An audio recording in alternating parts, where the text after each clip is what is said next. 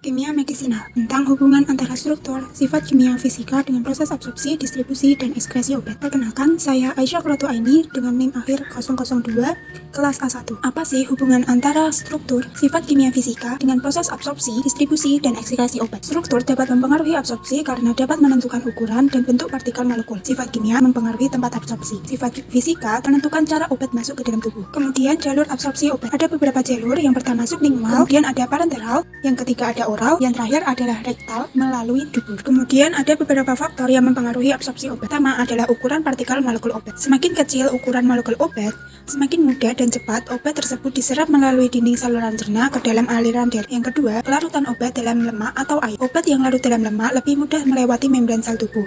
Sebaliknya, obat yang larut dalam air memerlukan bantuan transportasi khusus untuk bisa diserap. Yang ketiga, derajat ionisasi obat.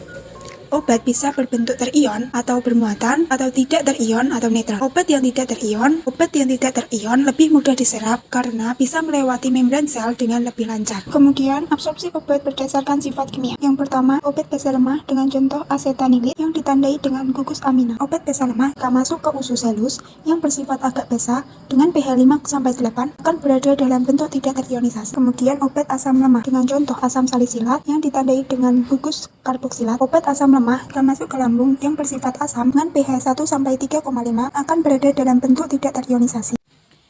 Distribusi obat.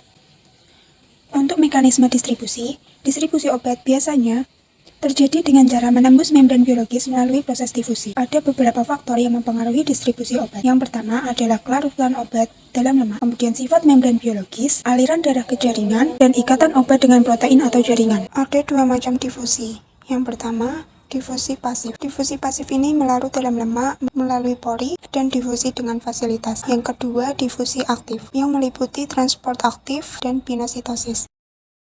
Sekian dari saya, terima kasih.